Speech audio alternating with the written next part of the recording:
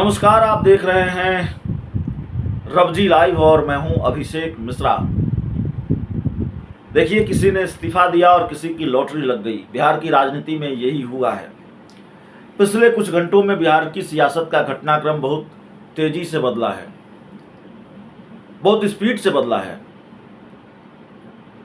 पहले जीतन राम मांझी नीतीश कुमार के खिलाफ खुलकर मोर्चा खोल देते हैं, कहते हैं नीतीश कुमार हमारी पार्टी को ख़त्म करना चाहते हैं। फिर जीतन राम मांझी नीतीश कुमार से मिलते हैं और जो बात सामने आई कि नीतीश कुमार ने बार बार जीतन राम मांझी को यही कहा कि आप अपनी पार्टी का विलय कर लीजिए, और उसके बाद फिर जो हुआ आप सब जानते हैं। संतोष सुमन ने इस्तीफा दिया।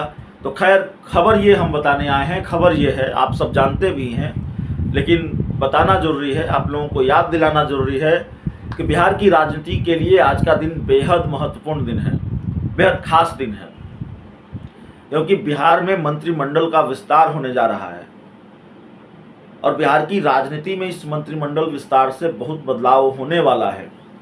इस मंत्रिमंडल विस्तार का असर दिखेगा। राजनीति के जानकारों का मानना है कि इस मंत्रिमंडल विस्तार के बाद महागठबंधन में कलह भी सुलग सकती है, क्योंकि आज जो मंत्रिमंडल विस्तार हो रहा है उसमें ना आरजेडी का कोई चेहरा, न कांग्रेस का कोई चेहरा, न महागठबंधन में शामिल दूसरे दलों का कोई चेहरा मंत्री बनने जा रहा है। सिर्फ एक चेहरा मंत्री बनेंगे, सिर्फ एक विधायक मंत्री बनेंगे। वो जेडीयू के विधायक होंगे, सोनबरसा से रत्नेश सदा। जैसे ही संतोष सुमन ने इस्तीफा दिया, मुख्यमंत्री नीतीश कुमार ने उनको अपने घर पर बुलाया, चाय पिलाई, और रत्नेश सदा को भी मालूम नहीं था कि उनकी ताजपोशी होगी अगले 2-3 दिनों में। रत्नेश सदा से हमारी भी बात हुई और उन्होंने कहा मुझे पता नहीं था, लेकिन चूंकि अब राजभवन का पत्र आ गया है इसलिए अब मुझे भरोसा है कि अब मैं मंत्री बनने जा रहा हूं। तो रत्नेश सदा आज सुबह 10:30 बजे राजभवन में मंत्री पद की शपथ लेंगे। बिहार के राज्यपाल राजेंद्र विश्वनाथ आर्लेकर उनको जाहिर है मंत्री पद की शपथ दिलाएंगे, और ये शपथ ग्रहण और जल्दी हो जाता।